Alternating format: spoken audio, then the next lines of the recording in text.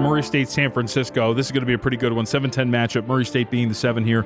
Opens up San Francisco 1.5. It's still sitting at that 1.5 mark with a total of 137.5 or 138, depending on where you look. And I kind of alluded to this, but I'm not the biggest fan of the San Francisco team in terms of their offensive ball. And it simply put, it's this. Again, we go back to the thought process of just get the numbers advantage. Just shoot a lot of threes. And if you can shoot like a decent amount in terms of percentage, you'll have an advantage over any one opponent. This San Francisco team is 38th in terms of three-point shooting rate. They take about 44.4% of their attempts from beyond the arc.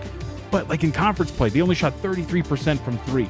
There were times where the offense was electric, and there's other times where the offense completely fell off. And this is a Murray State defense along their perimeter. Gave up 28% to opponents in conference play. Gave up only 30% on the season. Ended up finishing 24th defensively in that category.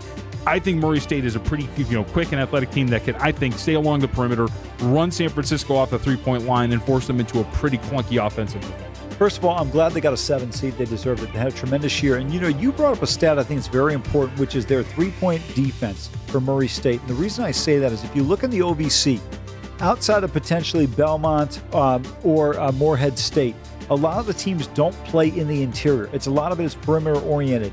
And I think if you're doing that well defensively against a lot of teams in the league that shoot the ball from the perimeter, I think it bodes well for you in a matchup like this against San Francisco. Yeah, so we'll see. And look, in these neutral court settings, sometimes a team like San Francisco will come out and get red hot, and you just shoot the lights out and they'll move on. But I think, to me, I've seen enough from the San Francisco team down the stretch here, right? It's kind of left some bad tastes in my mouth, right? I mentioned the St. Mary's matchups that Portland lost 69-68, although Portland down the stretch did play a little bit better. But I think St. Mary's, it's kind of been this oddly overvalued team. Like, they've been solidly within the top 5 of Ken Palm's numbers, and it's not something that I've really understood.